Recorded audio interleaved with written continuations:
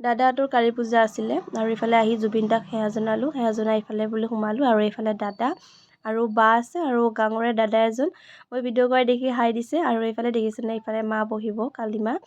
আৰু মানুহৰ ভিৰ হৈছে আৰু পূজাখনত বহুত বেছি মানুহ হয়। আৰু এইজনে দেখিছেনে, বৌ পূৰা ব্যস্ত হৈ আছে। আৰু এইফালে নৈবাত আজৰাইছে আৰু মা আছে আৰু এইটো মা।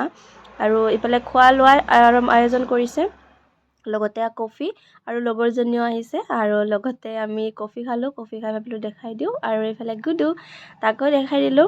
তাৰপাছতে এইফালে দাদাহঁতৰ মাইনাজনী, আৰু দেখিছেনে ইমান ধুনীয়া ড্ৰেছ পিন্ধিছে সিহঁতে, আৰু তাকে অকণমান ভিডিঅ'ত দেখাই দিলোঁ।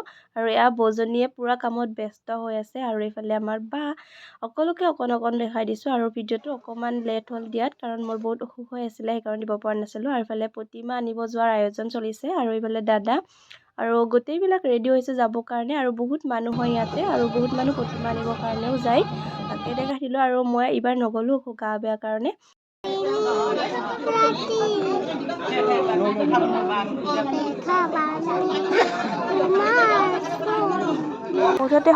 মুঠতে মায়াবিনী আৰু জুবিন দা ইমানেই সকলোৰে হৃদয়ত আছে। আৰু এইফালে প্ৰতিমা এখন আনিবলৈ যেতিয়া ঘৰত আহিব ওলাইছে, তাৰ সময়ৰ দৃশ্য অকণমান দেখাই দিলোঁ। তাৰ পাছতে এয়া ঘৰ আহি পাওঁতে দেখিছেনে ইমান বেছি ভাল লাগিছে। আৰু এইফালে মা আহিছে, আৰু বহুত বেছি ভাল লাগে পূজাখনত। বছৰৰ পৰা বছৰলৈ দাদাহঁতে কৰে, আৰু তাকে অকণমান দেখাই দিলোঁ, আপোনালোকেও চাওক।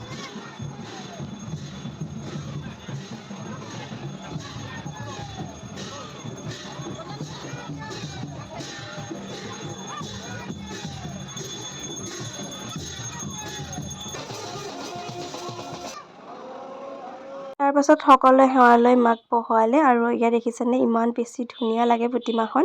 আৰু এইফালে আমাৰ দাদা বৌৰ ছোৱালীজনী, আৰু তাইও পূৰা ইমান ৰাতিলৈ সাৰে আছে। আৰু দেখিছেনে বৌ এইফালে, আৰু ৰাতি এতিয়া প্ৰায় 9:30 10টা মানে বাজিছে, কিন্তু মানুহৰ ভিৰ এতিয়াও কমা নাই। আৰু ইয়াতে ঘট বুৰণ বুলি কয়, তাত গ'ল। আৰু অকণমান দেৰিকৈ এইফালে নিয়ম কিছুমান আছে, কৰি আছে, তাকে দেখাই দিলোঁ আপোনালোকক।